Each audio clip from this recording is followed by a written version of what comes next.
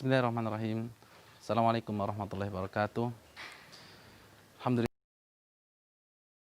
wassalatu ala alihi.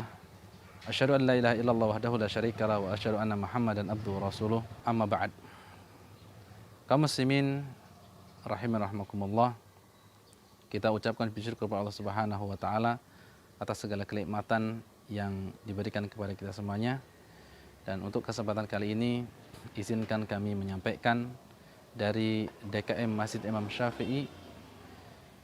Sepertinya Masjid Imam Syafi'i membutuhkan uluran tangan kita kembali untuk pembangunan yang ada di Masjid Imam Syafi'i. Pada kesempatan yang lalu sebelum pandemi kita sudah melaksanakan pembangunan. Qadarullah belum sempat selesai, terjadi pandemi maka kita hentikan. Oleh karenanya pada kesempatan ini kami mengajak untuk kita semuanya untuk membantu pembangunan yang ada di Masjid Syafi'i yang rencananya akan membangun kamar mandi, kemudian tempat wudhu, kemudian kamar untuk marbot, kemudian kamar untuk kunjungan ustadz dan lain sebagainya, yang diperkirakan sekarang kebutuhannya adalah 250 juta. Oleh karena kaum muslimin kita mengajak untuk sama-sama bahu-membahu membantu pelaksanaan pembangunan yang ada di Masjid Syafi'i. Mudah-mudahan dengan uluran tangan kita walaupun jumlahnya tidak besar menjadi pahala jariyah kita di sisi Allah Subhanahu wa taala. Apabila ingin berpartisipasi untuk membantu yang dari jarak jauh silahkan untuk melihat rekening yang ada di bawah ini. Kemudian yang dekat bisa bantuan diantarkan langsung ke Masjid Imam Syafi'i, baik bentuknya finansial ataupun bahan-bahan bangunan. Ini yang kami sampaikan. Subhanakallahumma bihamdika asyhadu an la ilaha illa anta astaghfiruka wa atubu ilaik. Assalamualaikum warahmatullahi wabarakatuh.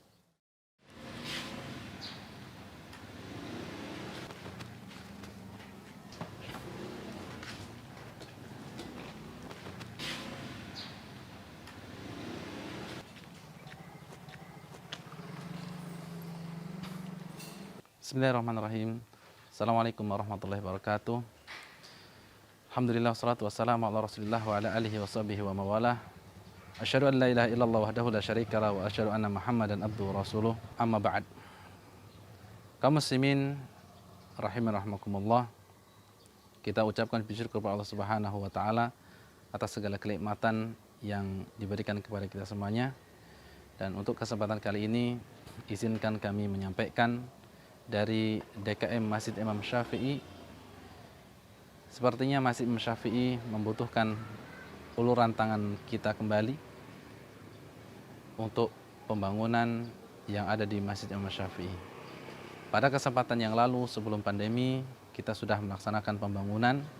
Qadarullah belum sempat selesai, terjadi pandemi maka kita hentikan.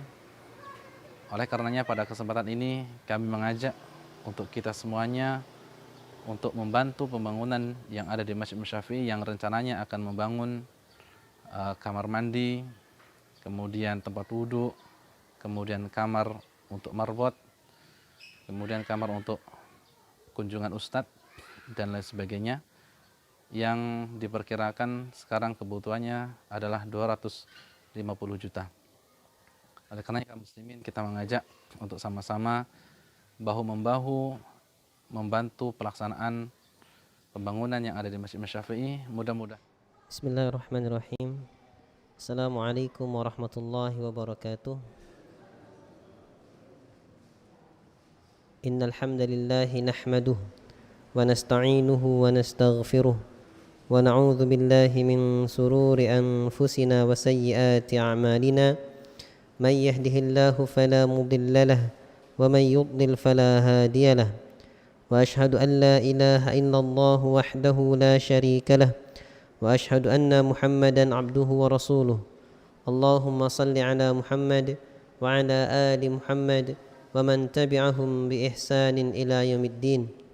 يا أيها الذين آمنوا اتقوا الله حق تقاته ولا تموتن إلا وأنتم مسلمون.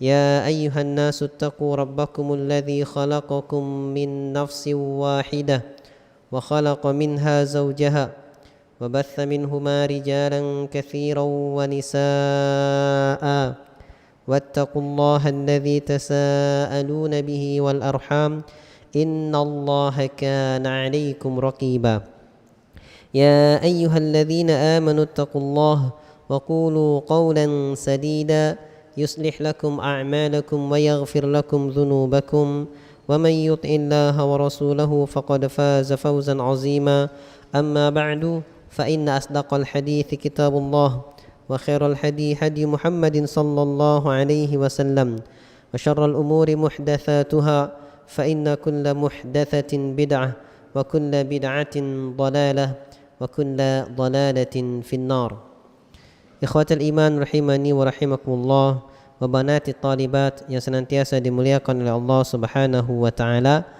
Alhamdulillah, pada kesempatan kali ini kita bisa melanjutkan kajian kita dari kitab Hadzal Quran fi mi'ati haditsin nabawi.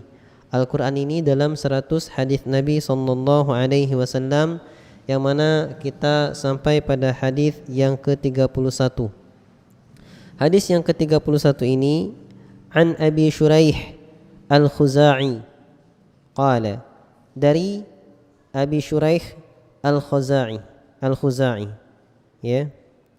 Siapa itu Abi Shuraih atau Abu Shuraih? Dia adalah namanya Khuwailid bin Umar Al-Khuza'i.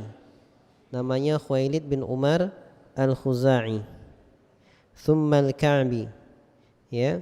Aslama qabla al-fathi.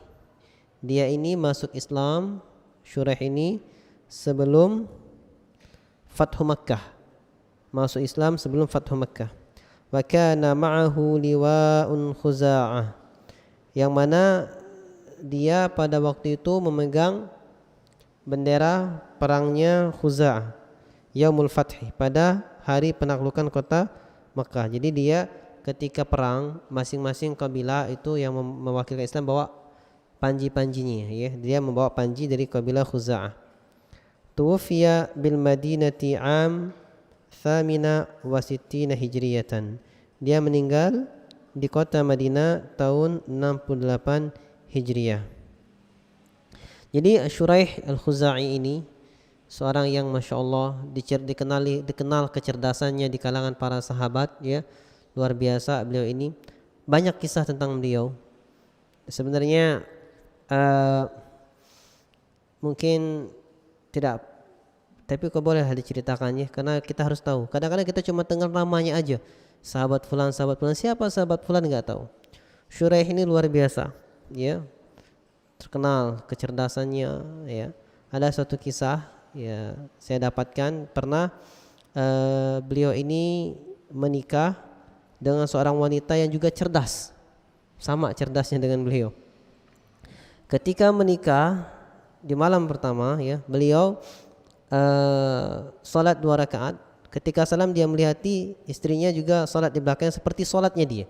Salatnya seperti salatnya dia. Kemudian setelah selesai salat, ya, duduk di ranjangnya, istrinya menyampaikan seperti khutbah. Bismillah, wassalatu wassalam, amma ba'du. Setelah itu katanya apa? Engkau telah menikahiku, katanya. Innaka tazawwajtani, engkau telah menikahiku. Aku tidak mengenal dirimu, la a'rifuka wa la ta'rifuni. Kata istrinya, aku enggak mengenalmu, kamu pun enggak mengenalku. Fattaqullaha fiyya, bertakwalah kepada Allah terhadapku. Dan fa'in ra'aitu, dan seterusnya. Jadi ketakutan.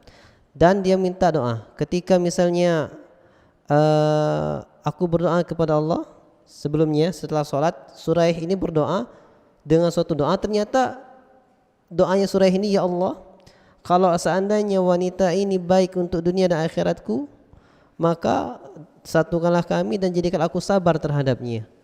Ternyata ketika ngelihat istrinya doa dengan doa yang sama, jadi sama pinternya ini, ya.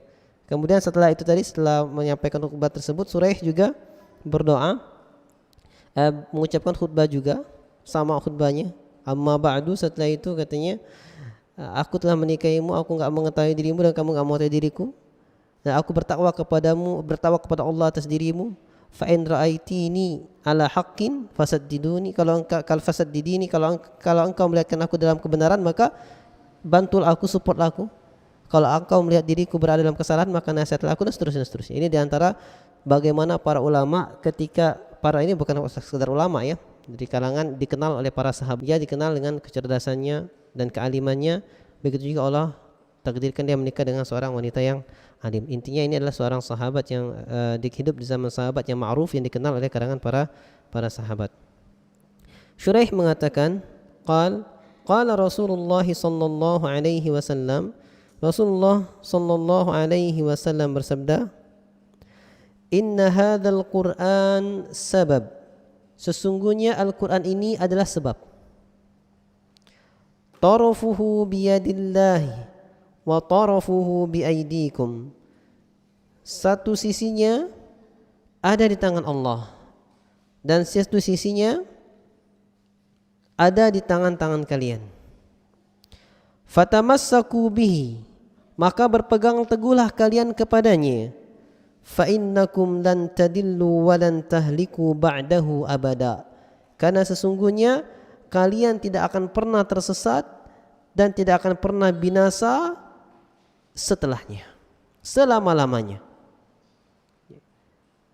Sehingga agar kita tidak tersesat adalah harus berpegang teguh kepada Al-Quran yang ada di tangan kita.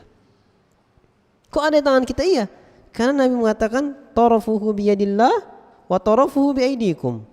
Ya, bagiannya, ujungnya ini di tangan Allah, dan juga ada yang bagiannya di tangan kalian. Hadis ini diriwayatkan oleh Imam Abi Syaibah. Qala al-muallif rahimahullah, qala Allah Ta'ala, Allah Subhanahu wa Ta'ala berfirman, wa kadzalika anzalnahu Qur'anan Arabiyyan wa sarrafna fihi minal wa'idi la'allahum yattaqun aw yuhditsu lahum dzikra. Demikianlah kami telah menurunkannya Al-Qur'an, suatu bacaan dari bahasa Arab. Qur'anan Arabiyyan, suatu bacaan yang berbahasa Arab. Sampai sini dulu ya. Wa sarrafna fihi minal wa'id, dan kami sampaikan dalam Al-Qur'an itu berupa ancaman-ancaman, peringatan, la'allahum yattaqun, agar mereka bertakwa, takut kepada Allah. Au yuhditsu lahum dzikra, atau mereka menyampaikan peringatannya. Di sini yang pertama, faedah yang menyimpang sedikit dari tema, bahwa Al-Qur'an ini diturunkan berupa bacaan yang berbahasa Arab. Jadi kalau ada orang yang pernah saya dengar dulu, semoga enggak terulang lagi, dia mengatakan ketika dengan lafal yang enggak sepatutnya diberikan oleh penuntut ilmu, katanya enggak ada beda antara diriku dan Ustadz Fulan, bedanya cuma dia bisa bahasa Arab, saya enggak bisa bahasa Arab. No, itu bedanya jauh berarti Pak. Kalau kayak gitu bedanya jauh antara sama dan sumur, antara langit dan sumur. Ya, kalau enggak bisa bahasa Arab, gimana dia bisa memahami agama? Wa kadzalika anzalnahu Qur'anan Arabiyyan, demikianlah kami telah menurunkan Al-Qur'an suatu bacaan berbahasa Arab. Lah kalau dia paham dari terjemahan, berarti tergantung pemahaman penerjemahnya. Ketika penerjemahnya memalingkan maknanya, apa yang bisa antum protes? Contoh, ketika Allah Subhanahu wa Ta'ala berfirman, Tabarakalladzi biyadihil mulku wa huwa ala kulli syai'in qadir. Maha suci Allah yang menguasai segala kerajaan dan dia maha kuasa atas segala sesuatu. Antum mau protes enggak terjemahan itu? Enggak ada yang mau protes. Tapi yang bisa bahasa Arab protes terjemahan itu. Kenapa? Maha suci Allah biyadihil mulk, yang di tangannya kerajaan. Kenapa bedanya saat menguasai kerajaan sama di tangannya kerajaan? Beda jauh Pak. Ketika mengatakan dia menguasai kerajaan, berarti dia menetapkan sifat qadir bagi Allah. Allah kudrah, memiliki kemampuan. Dan dia menolak sifat tangan bagi Allah. Tapi orang ngerti di tangannya kerajaan berarti Allah memiliki tangan. Kok bisa Allah memiliki tangan? Iya, Allah bilang Allah punya tangan. Dalam ayat lain Allah katakan wa yadullah fawqa aydihim. Tangan Allah di atas tangan-tangan mereka. Allah punya tangan. Tapi orang yang menolak Allah punya tangan, dia akan palingkan makna ayat ini. Oh, itu maksudnya menguasai kerajaan. Langsung dirubah terjemahannya. Terus kita pahami gimana? Berarti kita akan menolak sifat tangan dari Allah. Karena nggak bisa bahasa Arab tadi. Ya, karena nggak bisa bahasa Arab tadi. Misalnya, kenapa terjadi orang memalingkan maknanya? Ini permasalahan akidah, apa saya sampaikan. Kenapa? Karena dia pertama niatnya baik. Niatnya baik. Kalau Allah punya tangan, maksudnya oleh tangannya saya kerajaan. Kalau Allah punya tangan, katanya ini niatnya baik awalnya. Kalau Allah punya tangan, berarti Allah sama dengan makhluk. Kan Allah nggak sama dengan makhluk. Allah punya tangan, makhluk punya tangan. Berarti kalau Allah punya tangan, Allah sama dengan makhluk. Padahal Allah berfirman, "Laisa kamitslihi syai'un wa huwas samiul basir." Tidak ada yang serupa dengan Allah. Allah Maha mendengar lagi Maha melihat. Kalau gitu nggak benar nih tangan. Kita robah maknanya. Yang semakna dengan tangan apa? Kekuasaan. Maka kita robah maksudnya Allah yang menguasai segala kerajaan. Itu sebabnya. Niatnya baik, mau mensucikan Allah dari tasybih, dari penyerupaan. Tapi justru jatuh kepada tasybih. Jatuh kepada penyerupaan. Kenapa? Paham nggak? Ini permasalahan akidah, harus paham. Dan tidak dipelajari kecuali orang belajar akidah tafsiri. Di sini ketika dia mengatakan Allah punya tangan, berarti sama dengan makhluk. Berarti di benak dia telah menyerupakan tangannya Allah dengan tangannya makhluk. Sehingga dia tolak makna tangan dari Allah, dia ganti dengan kekuasaan. Berbeda dengan manhajnya Ahlus Sunnah wal Jamaah. Ya, walaupun orang tadi ngomong Ahlus Sunnah wal Jamaah juga, ya.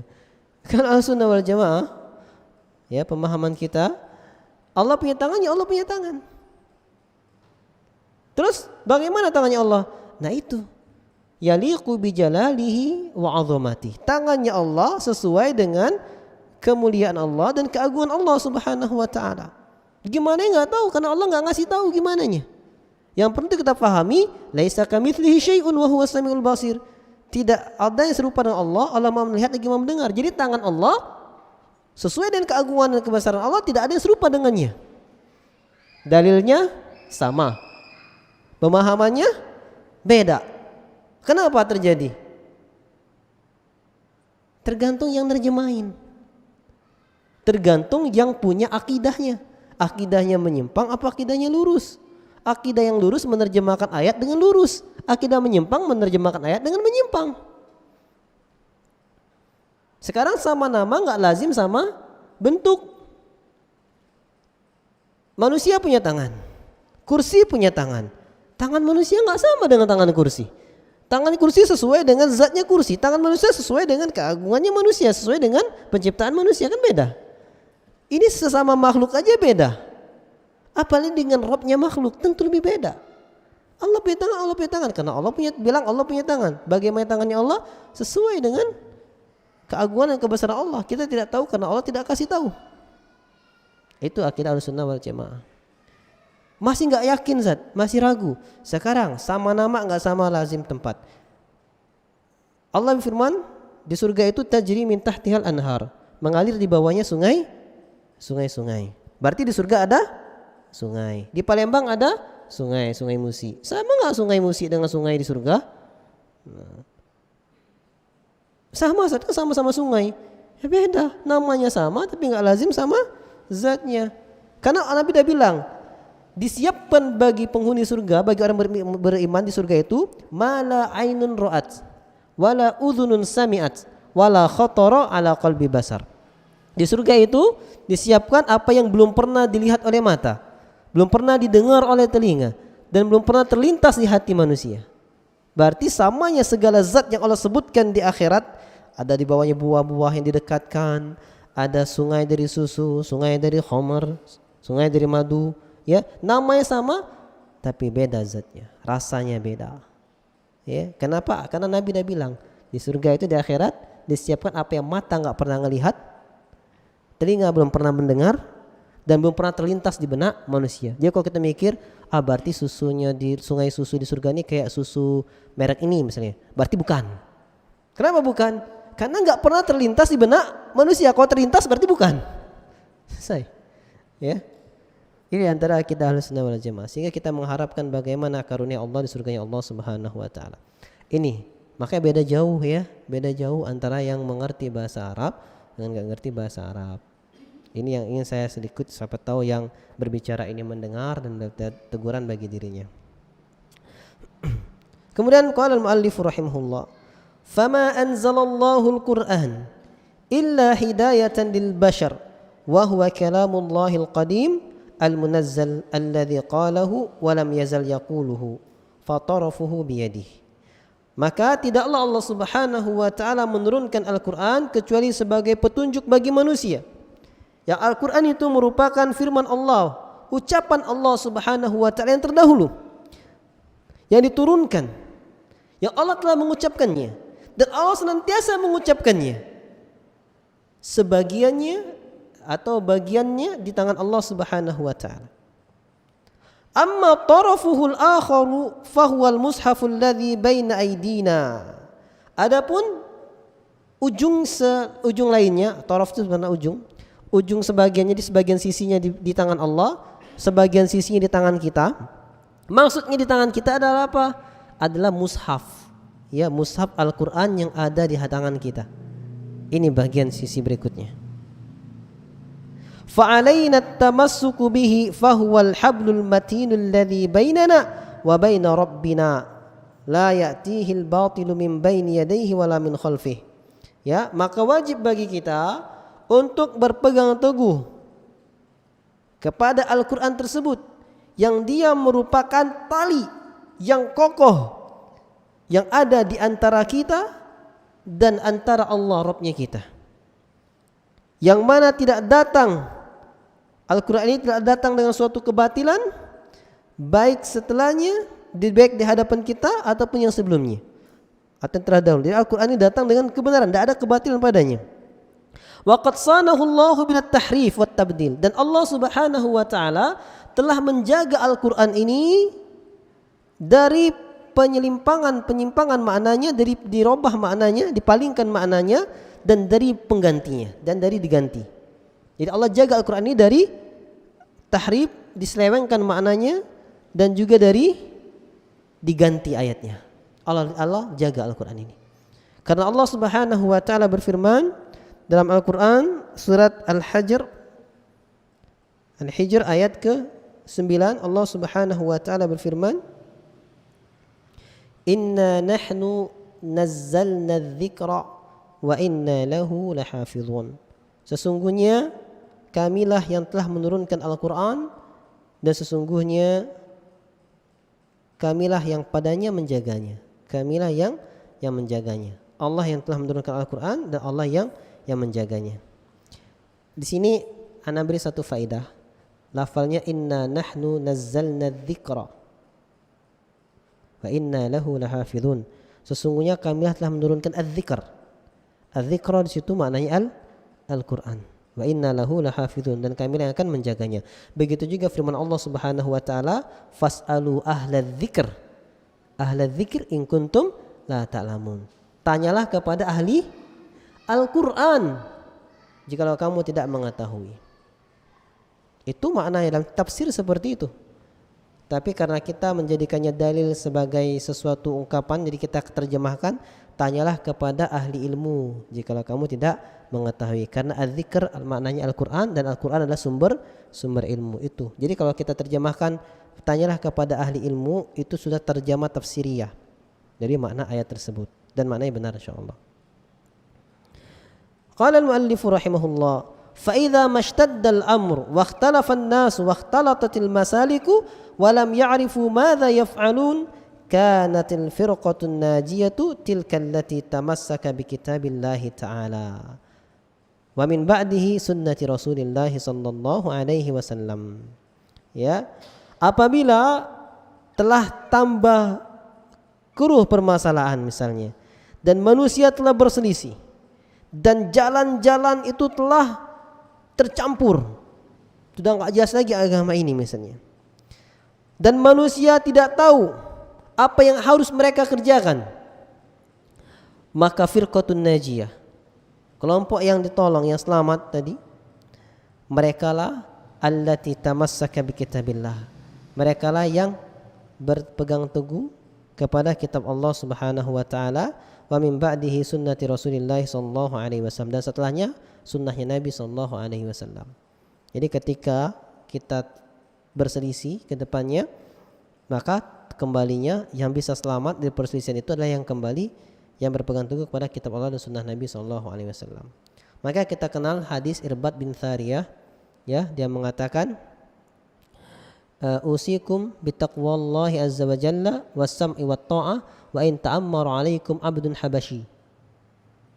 Ya, aku wasiatkan, kata Nabi SAW, kepada kalian bertakwa kepada Allah, mendengar pimpinan kalian, mentaati pemimpin kalian, walaupun yang jadi pemimpin kalian adalah budak dari Habasyi, ya, negeri Habasyah, yang hitam legam, yang seperti kabilahnya Bilal bin Rabah. Faman ya'ish minkum ba'di fasayara ikhtilafan katsira. Maka barang siapa yang hidup panjang sepeninggalku, maka dia akan melihat banyak sekali perselisihan. Fa'alaikum bisunnati wa sunnatil khulafa'ir rasyidin al-mahdiyyin. Maka wajib bagi kalian berpegang teguh kepada sunnahku, jalanku, dan jalannya khulafa'ur rasyidin al-mahdiyyin. Ya. Ini diantara sebab agar kita tidak tersesat. Dan Allah Subhanahu wa taala berfirman, wa in tanaza'tum fi syai'in farudduhu ila Allahi wa rasulih. Jikalau kamu berselisih dari suatu perkara, maka kembalikanlah kepada Allah dan Rasul. In kuntum tu'minuna billahi wal yawmil akhir. Kalau kalian benar-benar beriman kepada Allah dan hari akhir.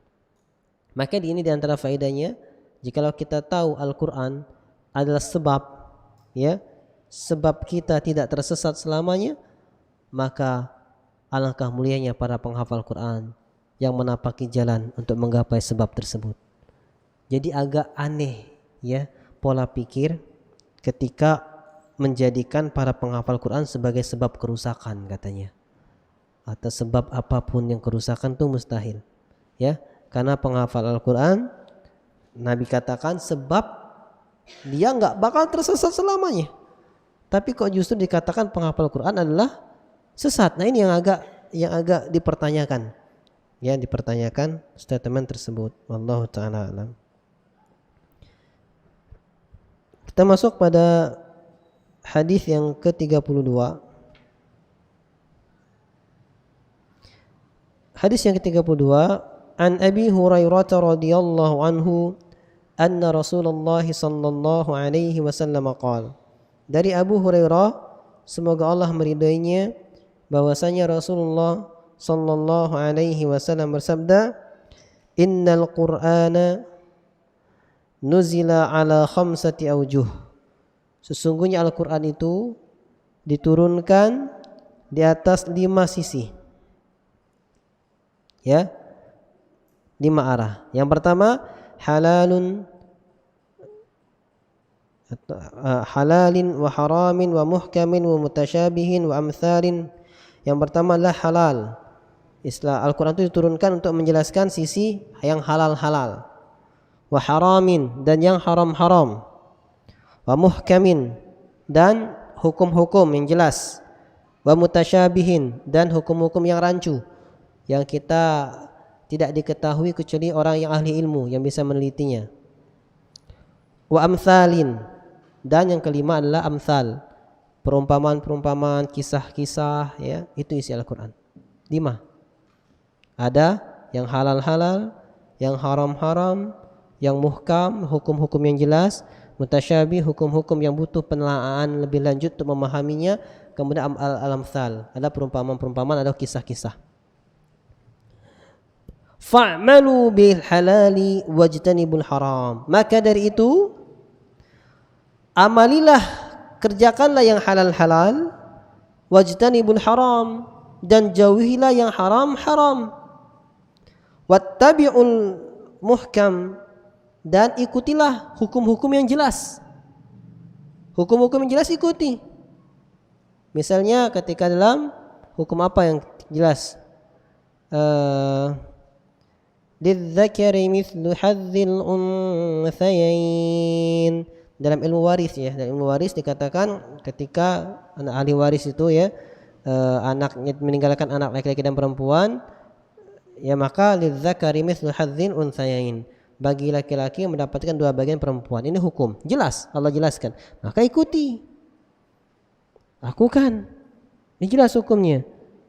Berarti jangan sampai buat aturan sendiri. Oh, anak saya ada 5. Ada 5, 3 perempuan atau 2 perempuan 3 laki-laki. Sudah harta kita bagi 5 aja lah biar bagi rata. Nggak boleh. Kenapa nggak boleh? Nggak pakai hukum Allah. Ya kan nggak adil saat kalau dipisah-pisah. Ya itu hukum Allah. Ilmu waris adalah satu-satunya yang Allah bagi jelas dalam Al-Quran. Hukum fikih yang Allah terang-terangan Allah sendiri yang bagi. Kalau fikih yang lainnya enggak, Nabi jelasin. Aqimus shalah wa atuz zakat, dirikan salat dan tunaikan zakatnya. Terus Nabi yang rinci, salat tuh kayak gini, dari takbir kayak gini, Nabi yang rinci.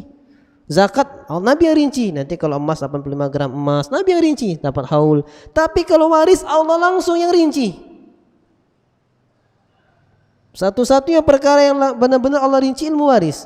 Makanya gak heran kalau ilmu waris, al-faraid, ini adalah ilmu yang akan pertama kali diangkat di muka dunia ini. Kemudian terjadilah manusia berada dalam kerusakan dan akhirnya dibinasakan manusia, barulah nanti Al-Quran diangkat, barulah kemudian terjadi kiamat di tatkala manusia berada dalam manusia yang seburuk-buruk manusia. Ilmu yang pertama kali diangkat adalah ilmu waris. Ya. Dan bukti zaman sekarang pun sudah terangkat kayak ilmu waris. Banyak orang kalau bagi waris nggak sesuai dengan hukum Allah Subhanahu wa taala. Kayak SPL tapi masalah besar. Ketika dia nggak bagi harta warisnya dengan hukum Allah, ya, maka yang meninggal itu diazab oleh Allah Subhanahu wa taala. Allah katakan bagi wallahu adzabun alim, bagi azab yang pedih. Ya. Jadi di antara bentuk baktinya seorang anak ketika orang tuanya meninggal, setelah segala macam upaya dilakukan, amal jariah orang tuanya dikuatkan, ilmu-ilmu manfaat diamalkan orang tuanya, dia doakan terus, satu lagi hutangnya. Bagilah harta peninggalan orang tuanya dengan hukum syar'i ilmu waris untuk menyelamatkan dia dari siksaan Allah Subhanahu wa taala. Ini perkara-perkara yang besar ikhwatul iman. Nanti akan bahas sendiri dalam ilmu waris, bukan di sini tempatnya. Ini sekedar contoh. Wa aminu bil mutasyabih, dan berimanlah dengan yang mutasyabih. Ya hukum-hukum belum jelas tapi ada hukumnya, beriman aja sudah. Imani itu. Wa tabiru bil amsal, dan ambillah pelajaran dari setiap kisah-kisah. Ya misalnya Allah kisahkan tentang kisah Nabi Yusuf alaihissalam, ya. Ambil kisahnya, ambil ibrahnya, ambil pelajarannya. Ya. Jangan cuma ngambil Nabi Yusuf jadi ini aja, jadi menteri, ya, menteri pangan, akhirnya sudah segala macam urus, bukan itu, tapi bagaimana tuh Nabi Yusuf, ya, sudah diajak menahan dirinya, diajak wanita yang benar-benar zat mansabin wa jamal, ya, punya kedudukan, punya kecantikan. Maksudnya apa? Tidak mungkin lagi dihalangi terjadinya zina. Kenapa? Dia punya kekuasaan, dia juga orang jaga-jaga. Dia punya kecantikan. Akhirnya Nabi Yusuf pun terhasrat dengannya. Terhasrat, bukan Nabi Yusuf nggak ada hasrat, sehingga tolak aja enak banget. Berhasrat sudah, hampir terjadi. Karena Allah bilang, walaqad hamma bihi hammat bihi wa hamma biha. Ya, itu si perempuan Imratul Aziz sudah benar-benar berhasrat dengannya, dan Nabi Yusuf telah berhasrat juga dengannya. Orang pemuda gagah. Walaula an ra'a burhana rabbi, kalau enggak karena dia ngelihat burhan, bukti dari Allah, maka akan terjadi perzinahan ini. Itu bisa. Nah kalau zaman sekarang jangankan gitu ya, malah cari-cari matanya kemana-mana. Ini diantara kita nggak ngambil pelajaran. Mulianya Nabi Yusuf adalah ketika bisa menahan dirinya dari hal seperti itu. Nah kalau kita bisa jaga, mulia. Masuk 7 golongan orang yang mendapatkan naungan dari Allah ketika tidak ada naungan kecuali naungan Allah. Salah satunya diantaranya seorang laki-laki yang diajak orang wanita yang zatu mansabin wa jamal, yang punya kecantikan dan kekayaan dan kedudukan, untuk berzina. Dia mengatakan ini akhafullah, sesungguhnya aku takut kepada Allah. Ini adalah ibrah dari Nabi Yusuf alaihissalam. Hadis ini riwayat Imam Al-Baihaqi rahimahullah. Qala al-muallifu rahimahullah, al-halalu bayyinun fi kitabillahi ta'ala. Halal itu jelas dalam kitab Allah Subhanahu wa taala. Sebagaimana firman Allah Subhanahu wa taala dalam Quran surat Al-A'raf ayat ke-157, Allah Subhanahu wa taala berfirman, "Wa yuhillu lahumut thayyibati wa yuharrimu 'alaihimul khaba'ith." Dan Allah telah menghalalkan bagi kalian yang baik-baik dan mengharamkan bagi kalian yang buruk-buruk. Ayat ini simpel ya kayaknya, tapi maknanya luar biasa. Dengan begini kita berkeyakinan, berarti setiap yang Allah halalkan itu baik. Dan setiap yang Allah haram itu buruk. Gak ada protes diantaranya. Iya Ustaz, saya yakin, gak protes yakin. Yakin sekarang, tapi kalau dikasih contoh gak ada yang yakin, berubah semua yakinnya. Contoh yang paling enak tuh buat orang gak protes itu adalah contoh tentang firman Allah Subhanahu wa taala. Fankihu ma taba lakum minan nisa'i mathna wa thulatha wa ruba'. Nikahilah wanita yang baik-baik 2, 3 atau 4. Berarti ketika itu dihalalkan Allah itu baik atau buruk? Baik. Cuman ibu-ibu protes. Ya? Ya kan protes. Padahal ini sepele, cuma semua mencakup semua. Ketika harta waris dibagi perempuan dapat 1 bagian, laki-laki 2 bagian, ini baik buruk? Baik. Ini Allah tentukan. Semua yang Allah tentukan baik. Semua yang orang haramkan buruk. Tidak ada protesnya. Iya? Kadang-kadang kita masih protes. Dicari-cari alasan. Itu di zaman dulu, zaman Nabi. Zaman sekarang enggak. Zaman Nabi wanita tuh kalau keluar enggak boleh pakai minyak wangi misalnya. Wanita keluar tuh enggak boleh buka aurat. Kenapa? Karena orang Arab ganas-ganas. Itu kan analisanya. Kalau zaman sekarang polisi di mana-mana enggak apa-apa, buka aurat terjaga insya Allah. Nah ini pikiran-pikiran yang sembarangannya. Enggak bisa. Apa yang Allah larang itu buruk. Apa yang Allah perintahkan itu baik sudah. وهو بين واضح في آيات كثيرة وهو بين واضح في آيات كثيرة مثل قوله تعالى. Dan banyak sekali ayat lainnya seperti pas nih. Ada tadi ngarang-ngarang ternyata benar dengan tulisan mu'alif di sini. Contohnya fankihu ma taba lakum minan nisa'i mathna wa thulatha wa ruba' wa in khiftum alla ta'dilu fawahidah. Nah, contohnya di antara firman Allah Subhanahu wa taala, maka nikahilah yang baik-baik dari kalangan wanita 2, 3 atau 4. Kalau kamu takut enggak bisa berlaku adil maka 1 saja. Ya, berarti 1 baik ya, 1 aja. Kalau yakin, kalau takut nggak bisa berlaku adil maka 1 saja. Berarti saat kalau orang-orang nikahnya istri cuma 1 penakut. Iya penakut. Iya penakut. Jangan susah. Kan anak heran ketika teman-teman bilang, Ustadz kalau istri 1 tuh penakut. Protes dia. Ya nggak apa-apa. Saya dibilang Ustadz kalau istri antum cuma 1 penakut. Iya memang penakut. Kenapa? Takut itu ibadah ikhwatul iman. Takut itu ibadah. Fala takhshawhum wakhshawni, kata Allah. Jangan kalian takut kepada mereka, takutlah kepadaku. Takut adalah khauf, itu ibadah. Ya penakut enggak apa-apa, takut di jalan yang benar. Kenapa takut? Takut enggak bisa berlaku adil. Kalau enggak bisa berlaku adil nanti di akhirat malah saquhu miring nanti bahunya ngadap Allah jalannya kan. Sudah dibilang orang penakut ya takut. Kan takut enggak bisa berlaku adil. Bukan takut sama istri ya. Takut karena nggak bisa berlaku adil. Kalau dia yakin bisa berlaku adil, insya Allah nggak takut. Insya Allah nggak takut. Azan ya. Insya Allah kita sambung sedikit setelah azan. Allahu ta'ala alam.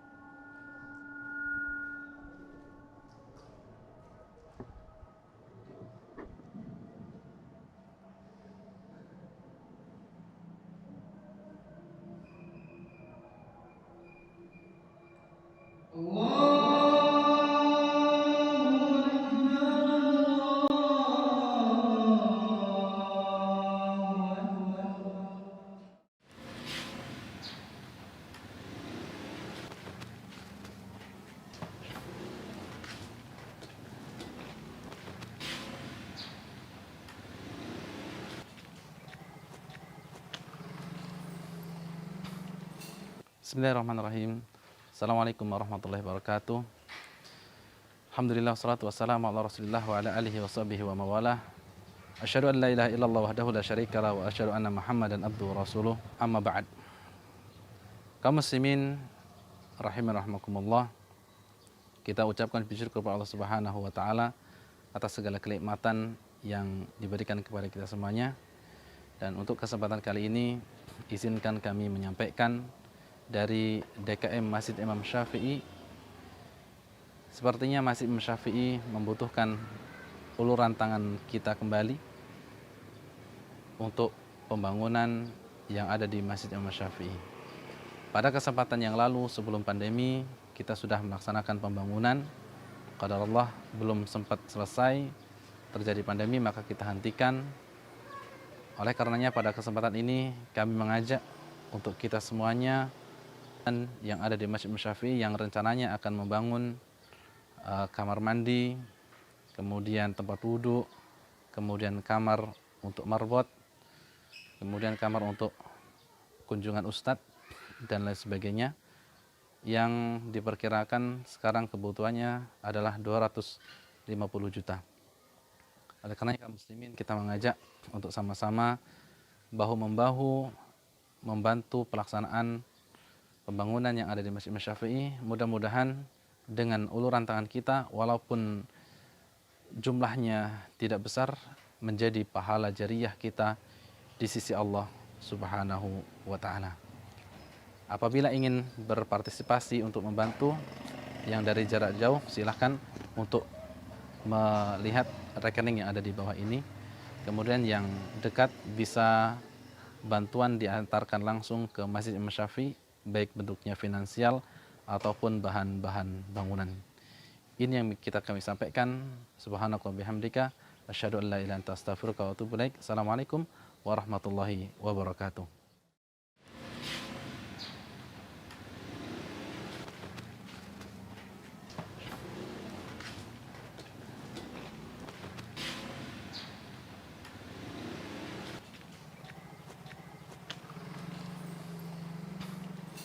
Bismillahirrahmanirrahim.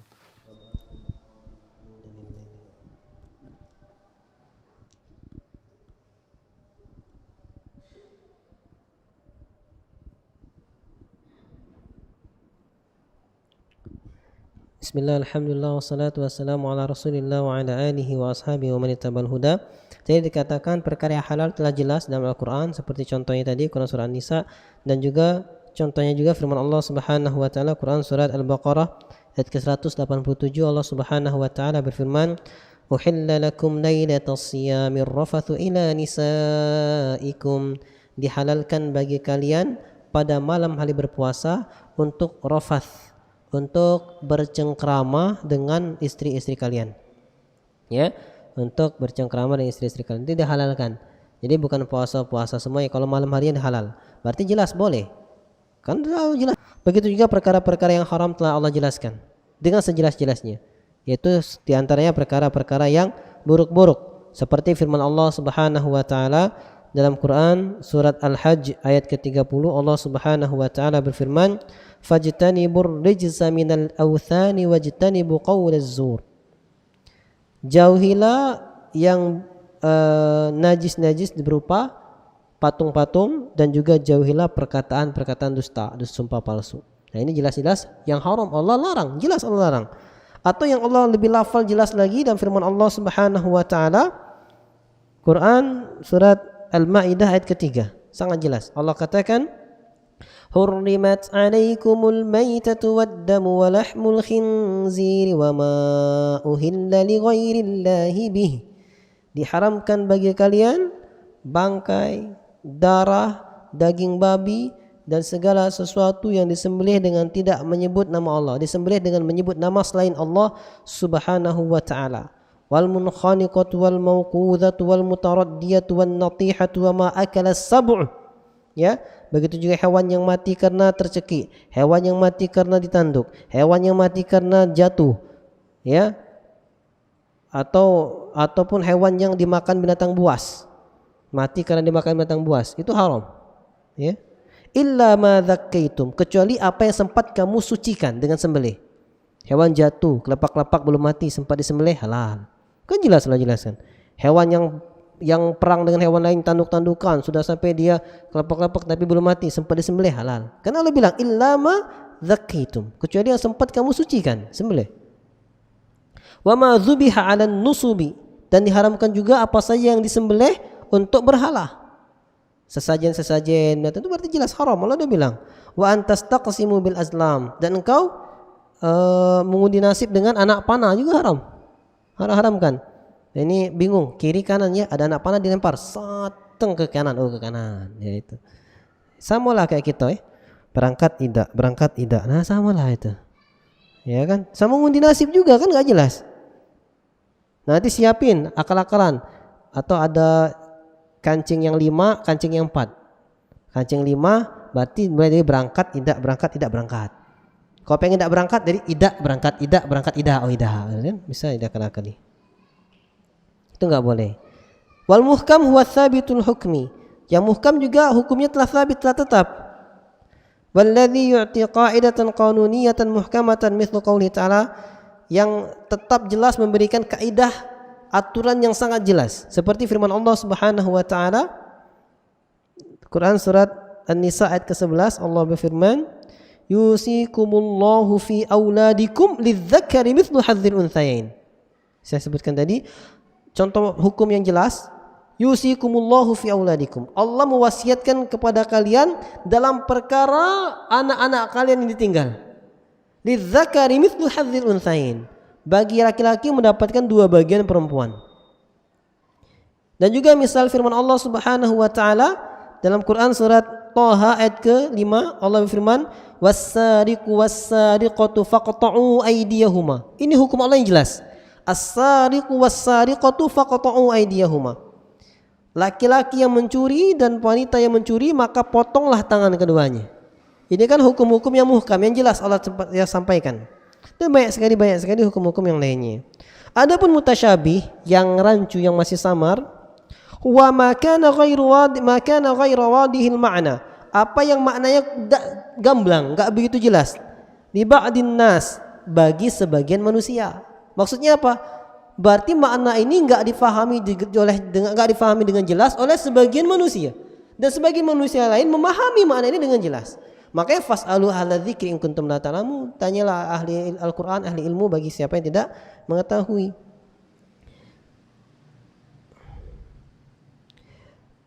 Misalnya wa min amsali al-huruful mawjudatu fi awaili ba'di suwar.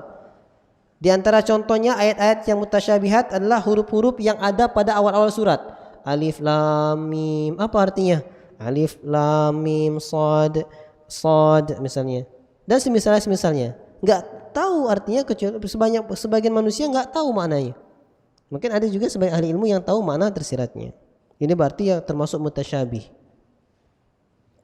Dan juga misalnya ayat yang butuh makna yang jelas seperti firman Allah Subhanahu wa taala, Ar-Rahmanu 'alal 'arsy istawa. Allah yang Maha Pengasih, Ar-Rahman, di atas arasy itu istawa. Istawa diterjemahkan bersemayam. Istawa diterjemahkan bersemayam. Dalam bahasa Arab istawa bermakna ala wartafa. Di atas dan tinggi. Itu makna istawa dalam bahasa Arab. Diterjemahkan bersemayam, di atas dan tinggi, itu intinya secara bahasa. Falistiwa'u ma'lumun lakin fi haqqillahi ta'ala la na'lamu kaifa yakunu dzalika. Istiwa bersemayam, kalimat tinggi dan di atas kita semua paham. Tinggi di atas berarti di atas, kan paham kan? Sudah paham. Tapi bagaimananya itu enggak tahu. Bagaimana? Apakah istiwa Allah seperti ini? Enggak boleh. Enggak boleh kita serupakan. Ana bersemayam di atas kursi, misalnya kayak gitu kan? Apakah bersemayam Allah seperti ana? Enggak boleh disampaikan seperti itu. Orang-orang yang memalingkan makna istiwa tadi mau menyelamatkan Allah dari penyerupaan, justru menyerupakan. Kalau Allah itu bersemayam di atas arasy, berarti arasy lebih besar dari Allah. Saya bersemayam di atas kursi, berarti kursi lebih besar dari saya, kan gitu. Allah kan enggak ada yang serupa. Allahu Akbar, Allah Maha Besar. Berarti Allah enggak bersemayam di atas aras. Allah menguasai aras. Ar-Rahmanu 'alal 'arsy istaula katanya. Itu sebabnya. Padahal kita harus menetapkan apa yang Allah tetapkan.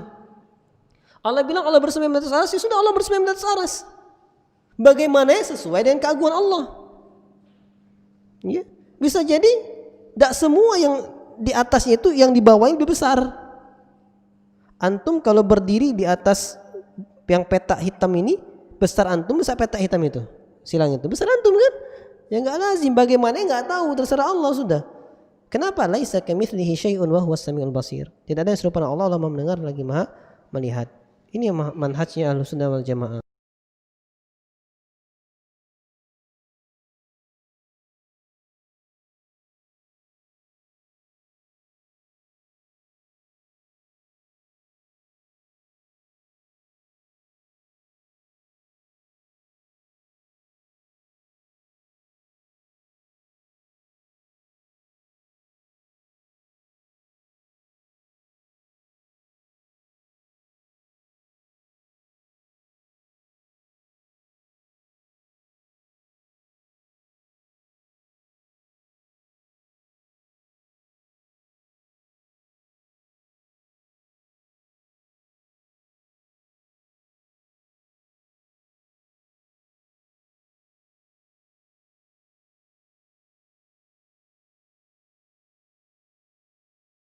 Allah tidak memikirkan tentang zatnya Allah.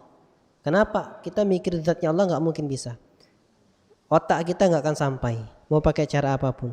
Karena Allah itu laisa kamitslihi syai'un. Tidak ada sesuatu yang serupa dengan Allah. Berarti kalau kita mau mengkiaskan Allah gimana nggak akan mungkin bisa. Karena nggak ada yang serupa. Yang kita tahu apa yang kita lihat. Sedangkan Allah di surga aja tidak pernah dilihat mata, apalagi Allah Subhanahu wa taala.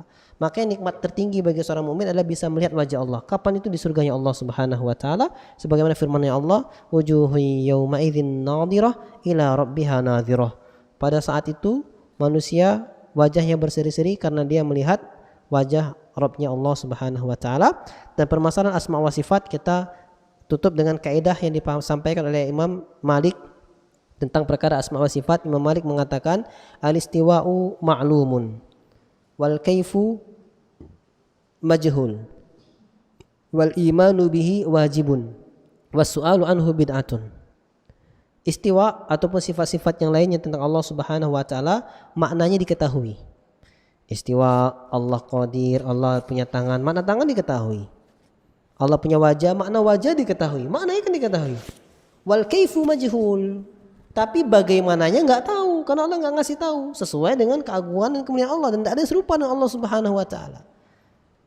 Wal imanu bihi wajibun, mengimaninya wajib. Kenapa? Karena Allah bilang. Masa kita nggak beriman dengan apa yang Allah bilang? Wasu'alu anhu bid'atun, bertanya tentang bagaimana itu tidak pernah ada contoh di kalangan Nabi dan para sahabat. Nabi nggak pernah bertanya, sahabat nggak pernah bertanya kepada Nabi, Nabi tangannya Allah gimana, Nabi wajahnya Allah gimana, nggak pernah bertanya. Ya, nggak pernah ditanya. Maka dari ini ikhwatul iman, jadi cukup kita mengimani apa yang disampaikan oleh Allah dan Rasulnya tentang nama dan sifat Allah Subhanahu wa taala tanpa memalingkan maknanya. Tadi istawa dibuat istaula kan memalingkan maknanya, merubah, nggak boleh. Tanpa dipalingkan maknanya, tanpa diserupakan maknanya, tanpa dibatalkan maknanya. Ada yang membatalkan maknanya. Allah Maha mendengar. Kalau Maha mendengar berarti punya alat pendengaran. Kalau Allah punya alat pendengaran atau telinga berarti sama dengan makhluk. Berarti Allah nggak punya telinga. Jadi gimana? Allah sami'un bila sama. Allah Maha mendengar tapi nggak punya alat pendengaran. Gimana ceritanya gitu kan? Karena mau menyucikan Allah jadi salah. Sudah, Allah punya pendengaran, Allah punya alat pendengaran. Tapi gimana ya Allah? Sesuai dengan keagungan Allah Subhanahu wa taala kita nggak tahu. Wallahu ta'ala alam. Ini mungkin pembahasan kita tentang 100 hadis ke-31 dan 32 tentang Al-Quran, walaupun berkaitan juga dengan perkara akidah tauhid, karena ulama mengatakan, Ibn Abbas dan lainnya, bahwa Al-Quran kulluhu tauhid. Al-Quran itu semuanya tauhid. Maka tidak heran kalau kita bicara tentang Al-Quran, kita akan nyerempet tentang permasalahan-permasalahan tauhid. Wallahu ta'ala alam. Tafi bihadzal qadar. Ada pertanyaan? Cukup. Subhanakallahumma bihamdika asyhadu an la ilaha illa anta astaghfiruka wa atubu ilaik. Assalamualaikum warahmatullahi wabarakatuh.